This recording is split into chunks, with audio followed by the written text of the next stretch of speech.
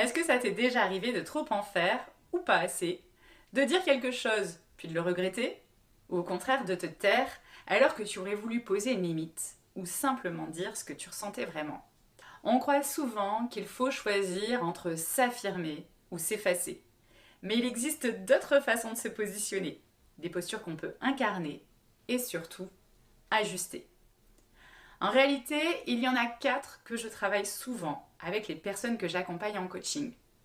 Quand une relation se tend, devient floue ou simplement quand tu sens que quelque chose ne va pas, tu peux par exemple poser un cadre clair, c'est la posture cadrante.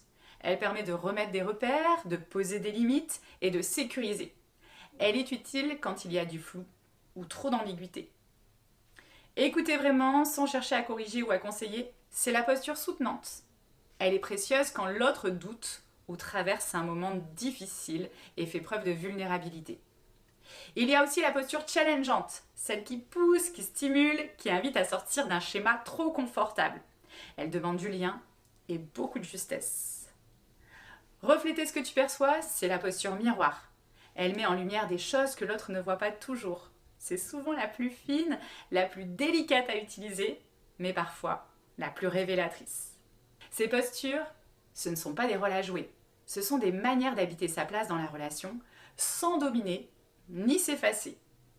Et le vrai défi, ce n'est pas de choisir une posture idéale, c'est d'ajuster selon le moment, l'enjeu, la personne en face.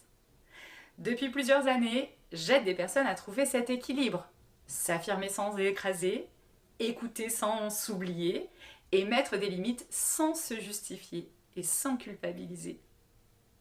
Et toi, dans tes relations, quelle posture adoptes-tu le plus naturellement? Et laquelle, au contraire, te met le plus au défi? Partage en commentaire, je serai ravie de te lire et de te répondre.